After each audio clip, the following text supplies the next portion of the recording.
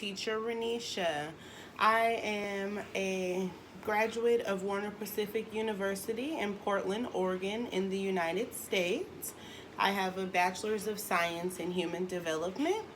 I have over 3 years teaching experience. I've taught preschool age kids. I've also worked with school age kids aging from 5 years old to 12 years old. I have been working as a camp counselor during the summer in summer camps, and I'm very enthusiastic about becoming an online teacher. So I'm going to read a short story, Mr. Seahorse by Eric Carley. Mr. Seahorse drifted gently through the sea. Mr. Seahorse began to wiggle and twist and that. "It's time for me to lay my eggs," he said. "Can I help?" said Mrs. Seahorse. "Oh, yes, thank you," said Mrs. Seahorse, and laid her eggs in a pouch. "I'll take good care of our eggs." As Mrs. Seahorse drifted gently through the sea, he passed right by a group of trumpeted fish hidden behind a patch of reed.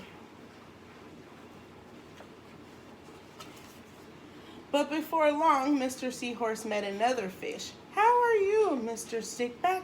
"Delighted," he replied. "I just built a nest right away." Mr. Slipback slid his eggs into it.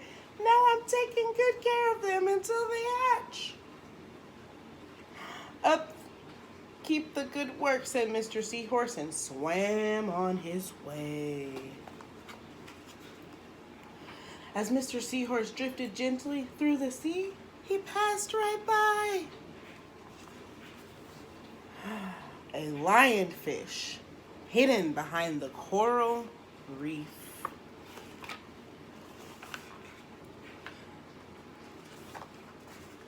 But before long, Mr. Seahorse met another fish. "How are you, Mr. Tilapia?" he asked.